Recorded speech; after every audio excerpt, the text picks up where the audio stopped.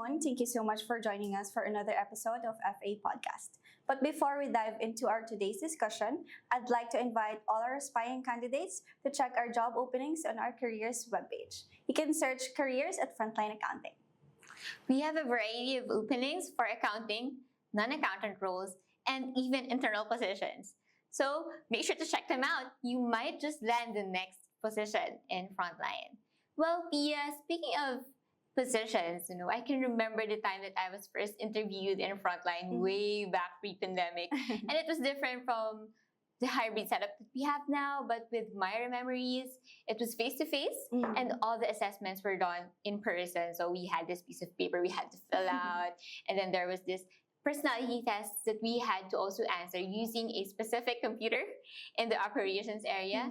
And then we had a series of interviews. Perhaps it's kind of similar to your setup now, but the difference would be I'm part of the internal team.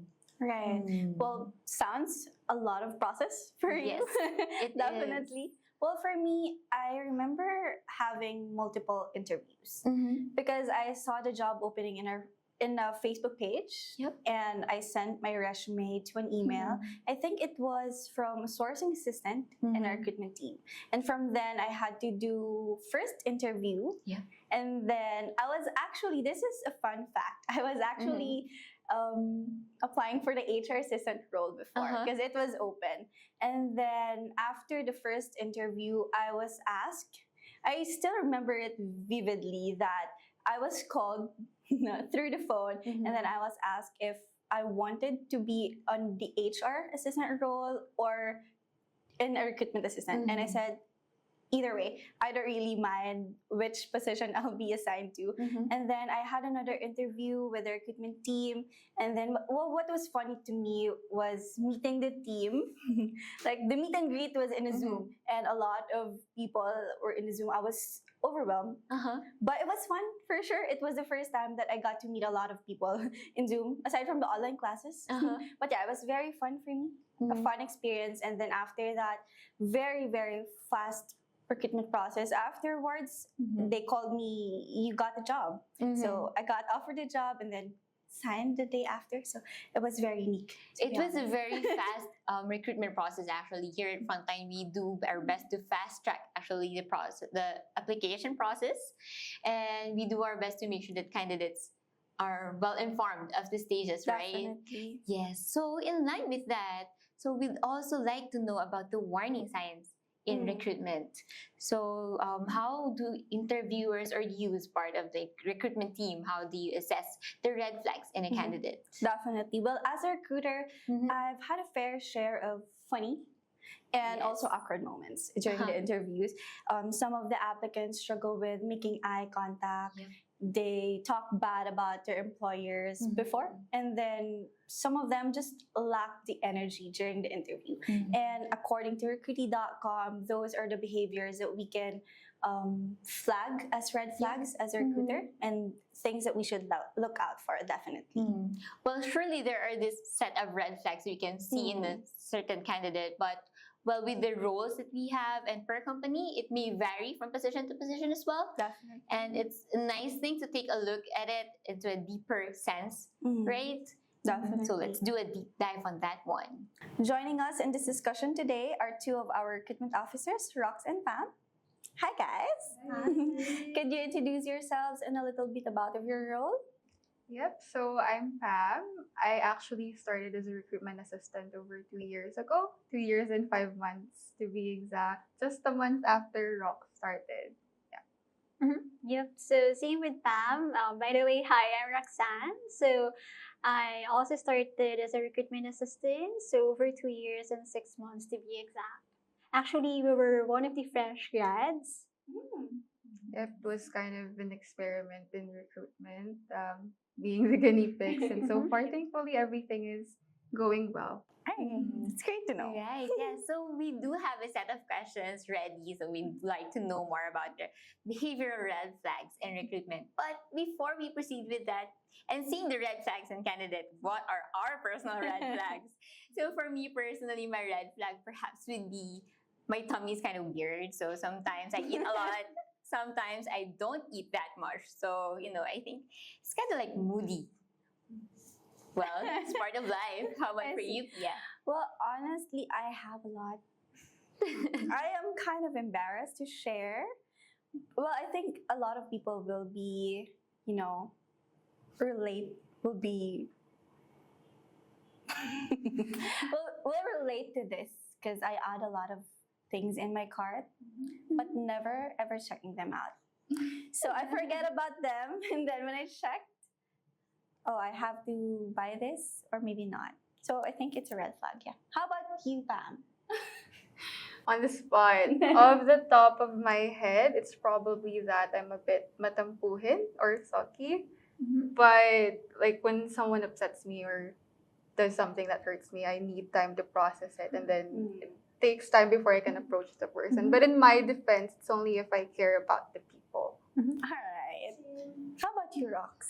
Actually, same with Pam, but to be different, I think you can all relate to this. Quote and unquote, deserve ko to, especially after a long and tiring day. So, who wouldn't want a little treats, right? Definitely. Later, for sure. Yes. So now let's go into the questions. So now that we've seen our red flags, what are the red flags in a candidate so far in your experience?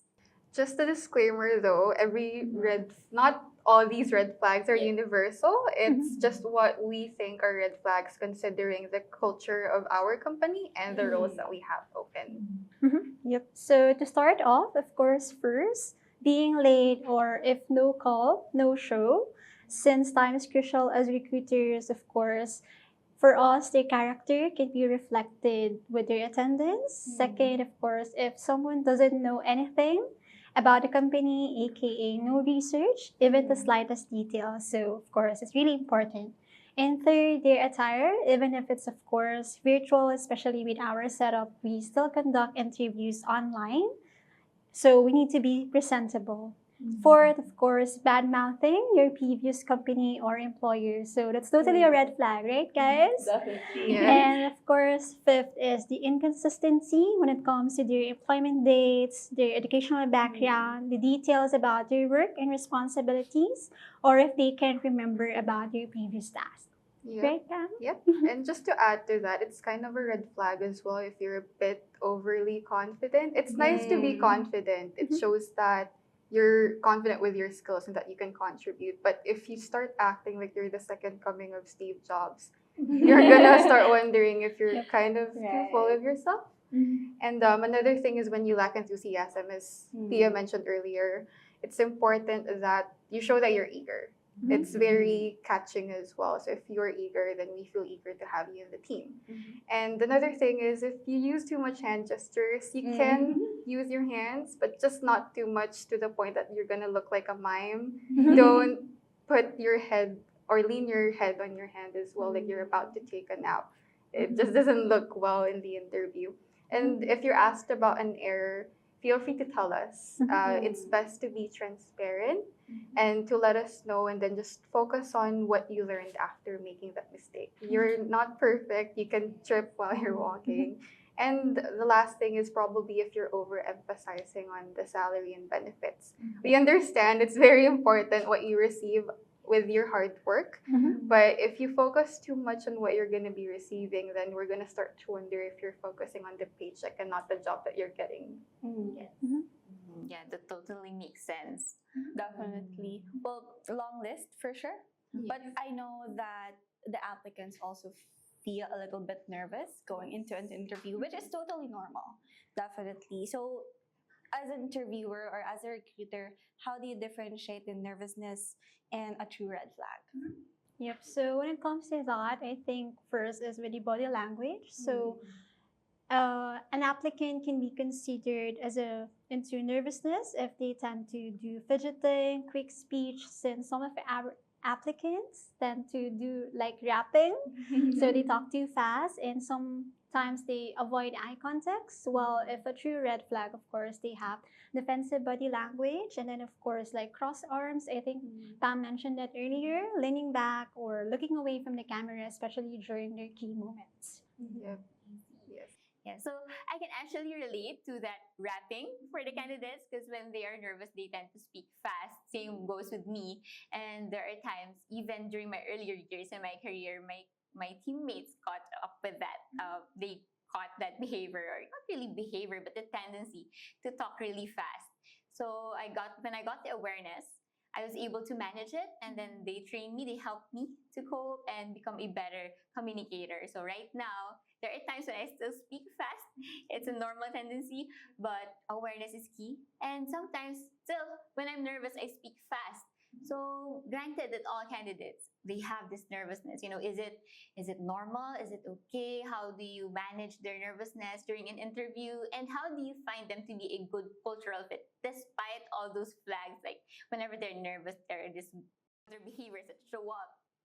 All right. So, well, I remember from our training, our managers would usually emphasize that while it is a formal interview, we want the candidates to feel comfortable with us. So it's still kind of a casual conversation. Yes, being nervous is very normal. What we appreciate, we don't mind if you stumble upon your words as long as we feel that you're genuinely asking the rather answering the question. So take a pause and then you can let us know your thoughts. And with regards to your question, when it comes to the cultural fit, well, each company has our own set of values.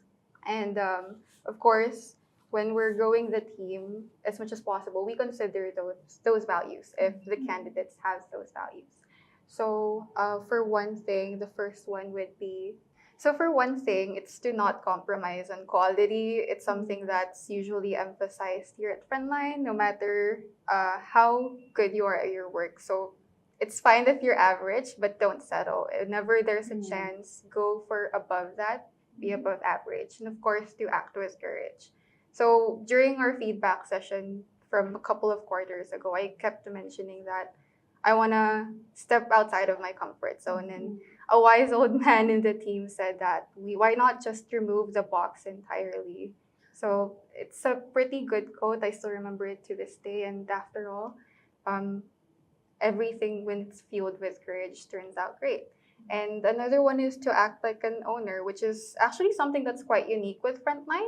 When they want you to act like the boss or the owner of the company, you have the accountability. So if we feel that the candidate can take the reins when necessary, especially since we're working remotely from the clients, that would really be great. Okay, so to add with Pam's answer, I think one of our values here at Frontline is we treat each other like family, but of course, there's still professional boundaries. But you can see the support is there. You can feel it and you can see it.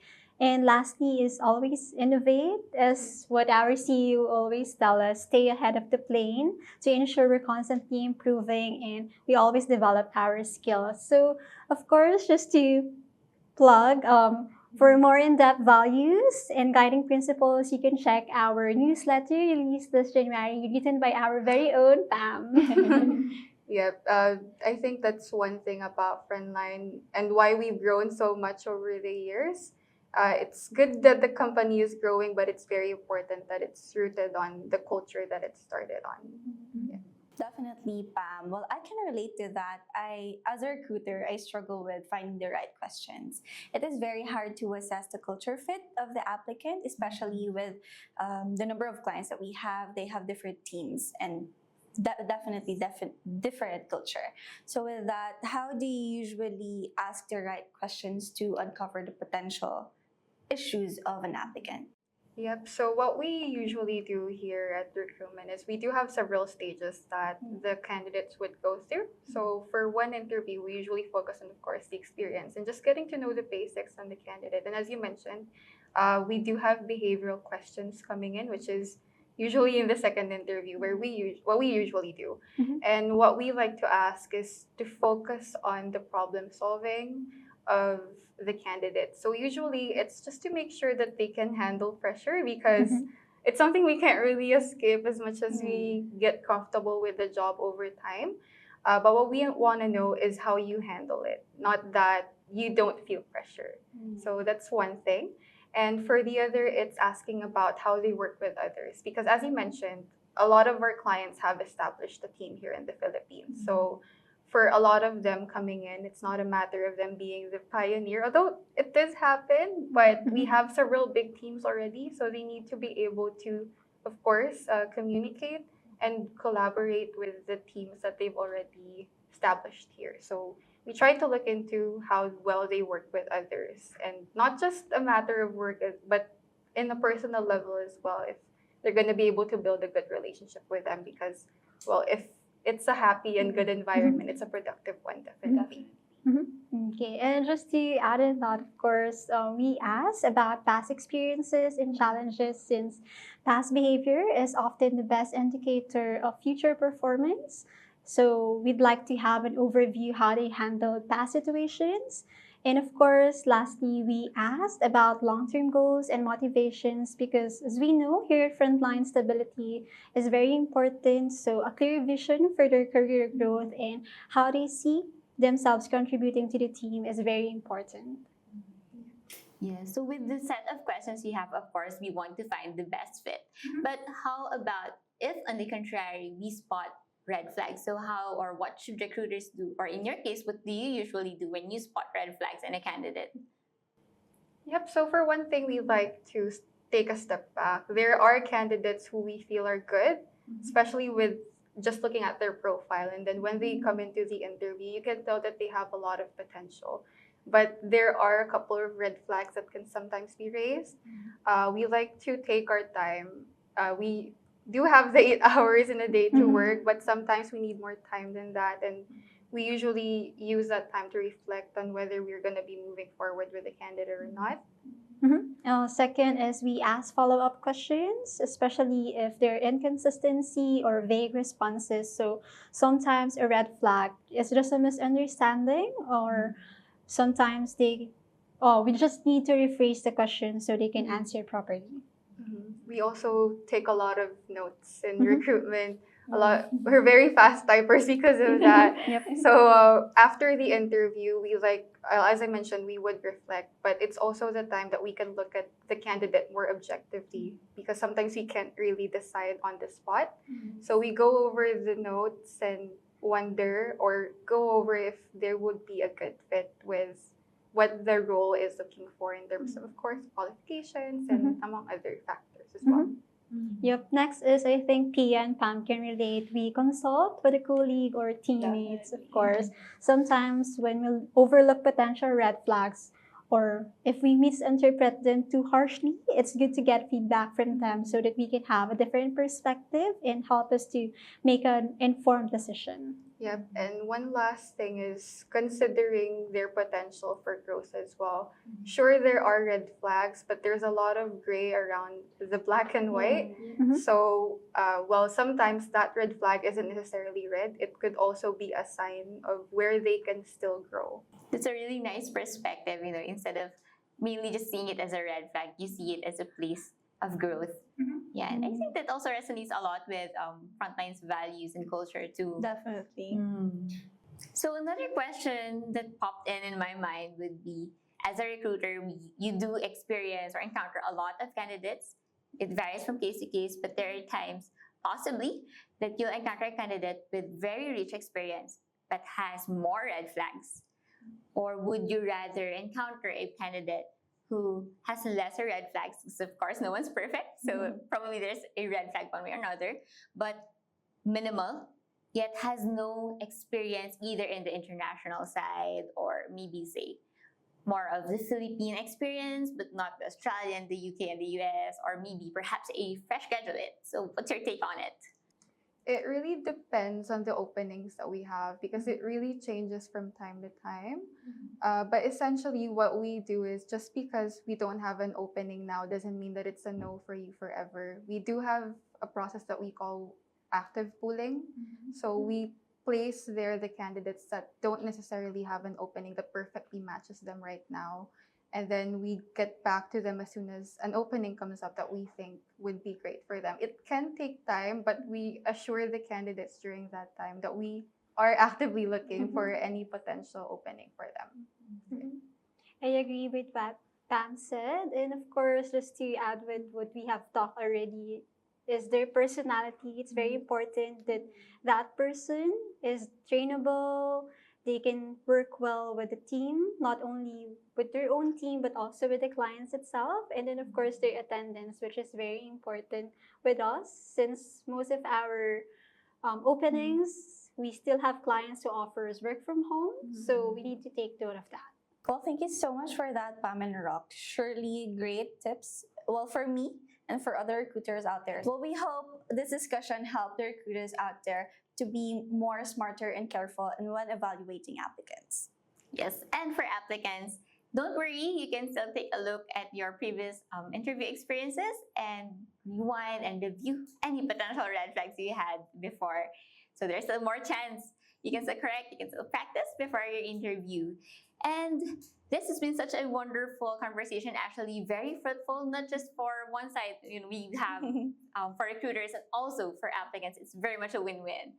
So this has been a wonderful time with you guys. Thank you very much for joining us. And this is FA Podcast.